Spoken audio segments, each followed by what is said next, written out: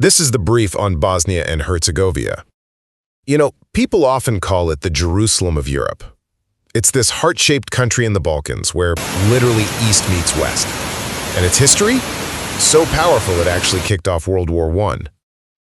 Okay, first, its political setup is, it's complex.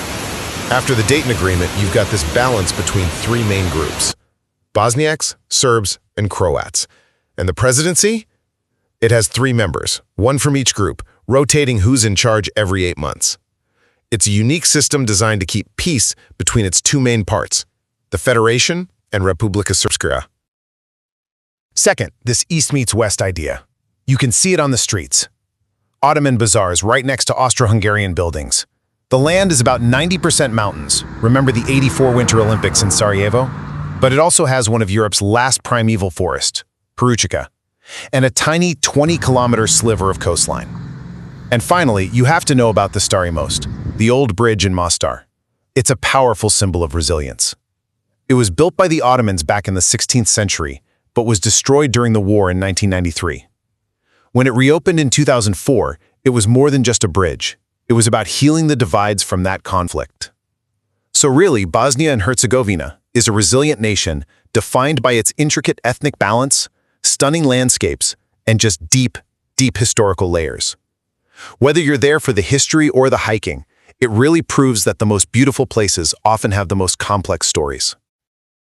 सोचें, Europe के बिल्कुल बीच में एक ऐसा मुल्क जो बड़े-बड़ी सल्तनतों के टकराव से बना, एक तबाहकुन जंग से गुजरा और फिर एक ऐसे अमन मुआहदे ने इसे शक्ल दी जिसने दुनिया का शायद सबसे पेचीदा सियासी निज़ाम बना डाला।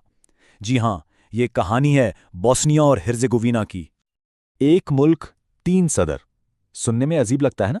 लेकिन ये कोई पहेली नहीं, ये बोस्निया और हर्ज़ेगोविना की आज की सियासी हकीकत है। सवाल यह है कि आखिर ऐसा निज़ाम बना कैसे? चलें इसकी तारीख और इसके पीछे की कहानी को समझते हैं। अच्छा, तो इस पूरी गुत्थी को सुलझाने के लिए हम 4 हिस्सों में बात करेंगे। सबसे पहले हम देखेंगे कि आज वहाँ हुकूमत का ढांचा कैसा है, फिर हम माजी में झांकेंगे कि उसकी बुनियादें कहाँ से आईं, उसके बाद इस जंग पर नज़र डालेंगे जिसने सब कुछ बदल कर रख दिया, और आखिर में ये समझने की कोशिश करेंगे कि इस मुल्क का मुस्तकबिल कैसा नज़र आता है। तो चलें, पहले हिस्से से शुरू करते हैं। आज बोस्निया पर हुकूमत करने वाला ये निज़ाम आखिर है क्या? ये समझ लें कि ये दुनिया में अपनी नौयत का बिल्कुल अनोखा बल्कि वाहिद सियासी ढांचा है जिसे एक भयानक जंग के बाद अमन लाने के लिए बनाया गया था। देखिए, यहाँ ताकत की तकसीम काफ़ी दिलचस्प है। सबसे ऊपर यानी रियासती सतह पर एक नहीं बल्कि 3 सदर हैं, एक बोस्नियाक, एक क्रोएट और एक सर्ब, और ये तीनों बारी बारी मुल्क के सरबराह बनते हैं। अच्छा, फिर मुल्क को 2 बड़ी खुदमुख्तार इकाइयों में बांटा गया है। एक है फेडरेशन ऑफ बोस्निया एंड हर्ज़ेगोविना और दूसरी रिपब्लिका सर्ब्सका। इन दोनों की अपनी अपनी हुकूमतें हैं। साथ ही एक ब्रिजको डिस्ट्रिक्ट भी है जो खुद मुख्तार है, और इन सब के ऊपर एक बैनुल-अक़वामी हाई रिप्रेजेंटेटिव भी है जिसका काम अमन मुआहदे पर अमल दरामद की निगरानी करना है। लेकिन सवाल फिर वही आ जाता है कि आखिर ये मुल्क इस नहज पर पहुंचा कैसे?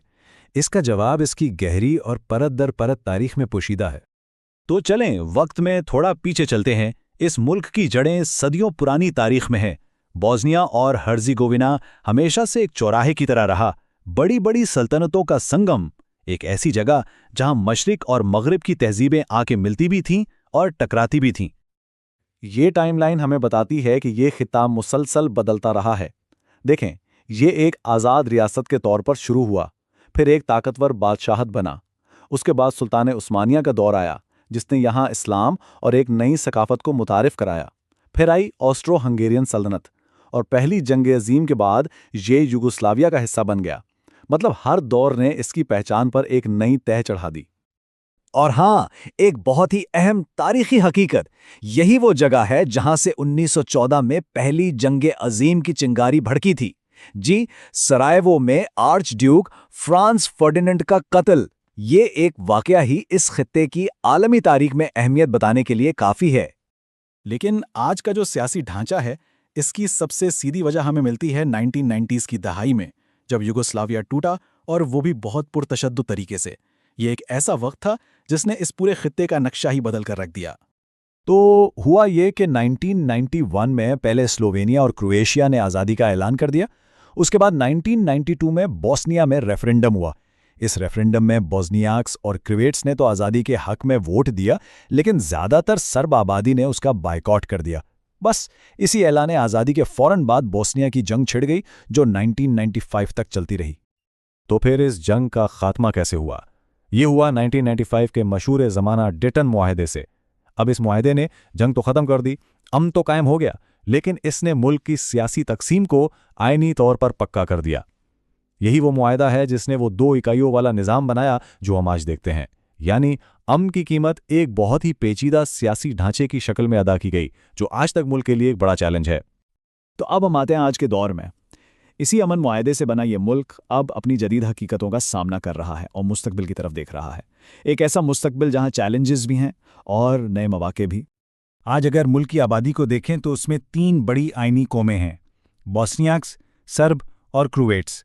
अब ये समझना ज़रूरी है कि ये सिर्फ नस्ली ग्रोह नहीं है, बल्कि आइन उन्हें अलग कौमों के तौर पर तस्लीम करता है जिनके अपने सियासी हकूक़ हैं, और यही तकसीम मुल्क की पूरी सियासी और समाजी ज़िंदगी की बुनियाद है। इन तमाम सियासी चैलेंजेस के बावजूद मुल्क में मुआशी उम्मीद की किरणें भी हैं, खास तौर पे सियाहत का शोबा। ये बहुत तेज़ी से बढ़ रहा है, बल्कि इसकी शरह नमूद दुनिया में सबसे ज़्यादा में से एक है। जाहिर है मुल्क की कुदरती खूबसूरती और गहरी तारीख दुनिया भर से लोगों को अपनी तरफ खींच रही है। तो आज बोस्निया और हेजेगोविना एक अहम मोड़ पर खड़ा है। दारुल हुकूमत सरायो, आबादी तकरीबन 29 लाख, और एक बड़ी पेशरफ्त यह है कि 2022 में इसे यूरोपीय यूनियन की रुकनियत के लिए बाकायदा उम्मीदवार भी बना लिया गया है। धातुकारी, ज़राअत और ख़ास तौर पर सियाहत जैसी सनतें इसे यूरोप के साथ और करीब ला रही हैं। और ये सारी बात हमें एक बहुत बड़े और अहम सवाल पर लाकर खड़ा कर देती है।